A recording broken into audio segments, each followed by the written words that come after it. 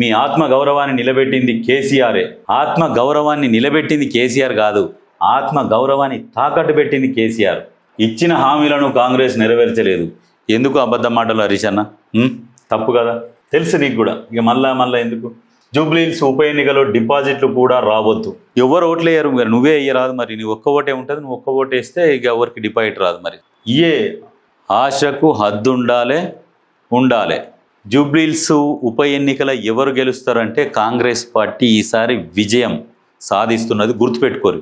Exit polls కాదు, ఎక్కడ public బయటలకు పోయినా కానీ జూబ్లీహిల్స్ నియోజకవర్గంలో కాంగ్రెస్ ఖచ్చితంగా జెండా ఎగరేస్తుంది. ఇది మాత్రం గుర్తుపెట్టుకోరు. బీఆర్ఎస్ ఓపెన్గా చెప్తున్నా, ఇదే వీడియో మళ్ళీ నేను మీకు మళ్ళీ తర్వాత ప్లే చేస్తా. జూబ్లీహిల్స్ కాంగ్రెస్ వశం 100% గుర్తుపెట్టుకోరు. బీఆర్ఎస్లో గెలుపు కోసం సమిష్టిగా పనిచేయాలి. ముస్లిం మైనార్టీల సమావేశంలో మాజీ మంత్రి హరీష్. ఇగో ఇక్కడనే అర్థమైపోయిందా? బీఆర్ఎస్లో గెలుపు కోసం సమిష్టిగా పనిచేయాలి. నీకు ఇప్పుడు అవతలోనికి డిపాజిటే రాదని అంటావు, మళ్ళీ గెలుపు కోసం సమిష్టిగా పనిచేయాలి అంటే ఇక్కడనే నువ్వు క్లియర్గా చెప్తున్నావు అన్నట్టు. ఏంటంటే మనం గెలవము కానీ ప్రయత్నం చేద్దామని చెప్తున్నావు. ప్రయత్నం చేయండి, బాగుంటుంది. కానీ మీరు గెలిచేదైతే జరగదు.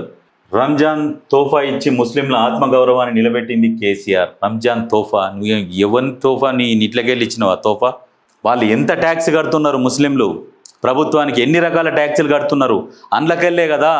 దానికి మళ్ళీ మేము తోఫా ఇచ్చినాం. మీ ఇండ్లు అమ్మి, మీ ఫామ్ హౌస్లు అమ్మి మీరు ఇచ్చిర్రా? మీరే ప్రజల సొమ్ము తిని ఫామ్ హౌస్లు కొనుక్కున్న వాళ్ళు మళ్ళీ మేము ఇచ్చినామని. మీరు ఇచ్చినామంటే మడత పెట్టి కొట్టాలి మిమ్మల్ని. ప్రభుత్వం అని చెప్పురు. మేము ఇచ్చినాం, మీ ఇంటికెళ్ళి ఇచ్చిరా? మీ జాగిర్రా? మేమిచ్చినాం కేసీఆర్ ఇచ్చినానంటే ఈపురు వాళ్ళకిదా కొట్టాలి మిమ్మల్ని. ప్రభుత్వం అని చెప్పురు. ప్రజల సొమ్ము నుంచి, ప్రజలు కట్టే ట్యాక్స్ ద్వారా అందులో నుంచి తీసి ఇచ్చినాము మేము అధికారంలో ఉన్నప్పుడు అని చెప్పాలి. మేమిచ్చినాం కాదు. కేసీఆర్ ఉన్నప్పుడు మైనార్టీలు సంతోషంగా ఉన్నారని షాదీ ముబారక్, కేసీఆర్ కిట్టు, మైనార్టీ విద్యా సంస్థలు అందరికీ ఇంగ్లీష్ మీడియం విద్య అందించారన్నారు. ఏదైనా కేసీఆర్ ఉన్నప్పుడు అందించినంటే చెప్పిన కదా, ఇదే షాదీ ముబారక్, కళ్యాణ లక్ష్మి, కేసీఆర్ కిట్టు అని చెప్తున్నారు కదా. అవన్నీ మీ జాగీర్ కాదు, ప్రభుత్వ సొమ్ము. ప్రజలు మిమ్మల్ని అక్కడ కూర్చోబెట్టిరు. ఒక మూట మీద, డబ్బుల కుప్ప మీద మిమ్మల్ని కూర్చోబెడితే మీ ఇష్టారీతిలో పంచిరు. ఆ ఇష్టారీతి అని కాదు, వాళ్ళకు మైనార్టీలకు ఎంతో కొంత ఏ ప్రభుత్వం ఉన్నా చేస్తుంది. మీరని కాదు, ఉన్నప్పుడు నిధులు ఉన్నప్పుడు ఖచ్చితంగా ప్రభుత్వం ఖచ్చితంగా ప్రజలకు చేస్తూనే ఉంటుంది. ఇప్పుడు మీరు పెట్టిపోయిన అప్పుల కుప్ప, అప్పుడేమో మిగులు బడ్జెట్ మీద మిమ్మల్ని కూర్చోబెడితే ఇప్పుడేమో అప్పుల కుప్ప మీద రేవంత్ రెడ్డిని కూర్చోబెట్టిరు. అప్పుల కుప్ప మీద కూర్చోబెట్టినా కానీ అప్పుల కుప్ప మీద కూర్చొని కూడా ప్రజలకు అన్ని విధాలు చేస్తున్నాడు. మీకు ఆయనకు తేడా. మీరేమో మిగులు బడ్జెట్ మీద కూర్చోబెడితే మీరు దాన్ని మొత్తం తినేసి మళ్ళీ దానికంటే 10 ఇంతలు అప్పుల కుప్ప చేసి పెట్టిరు.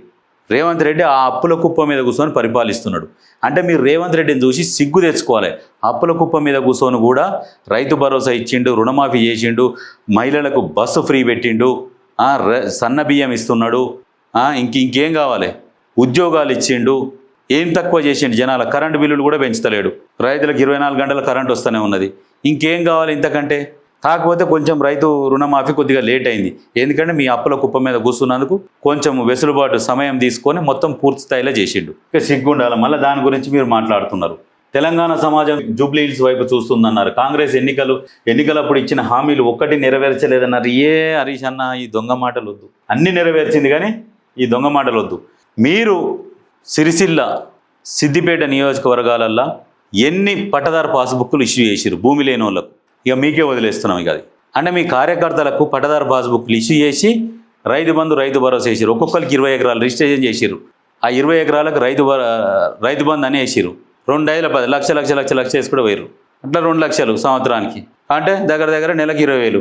దాంతోపాటు లోన్ తీసుకున్నాడు.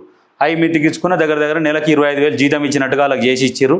వాళ్ళు మీరున్నన్ని రోజులు 10 సంవత్సరాలు రైతు బంధు తినుకుంటా మీకు చేయి కొట్టిరు.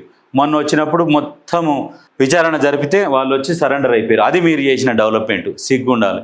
మళ్ళీ మాట్లాడుతందుకు మేము అది చేసినాం, మేము ఇది చేసినామంట. తెలంగాణకు పట్టిన శని మీ కుటుంబం. మీరు తన్నీరు కావచ్చు, కల్వకుంట్ల కావచ్చు, ఏది కావచ్చు, మీ వెలుమ సామాజిక వర్గం తెలంగాణకు పట్టిన చెదలు. ఒక చెట్టుకు చెదలు పడితే బతకదంటారు చూడు, తెలంగాణకు మీరు పట్టిన చెదలు. ఆ చెదల వల్ల తెలంగాణ ఇలా అప్పుల ఉబిల దిగిపోయింది.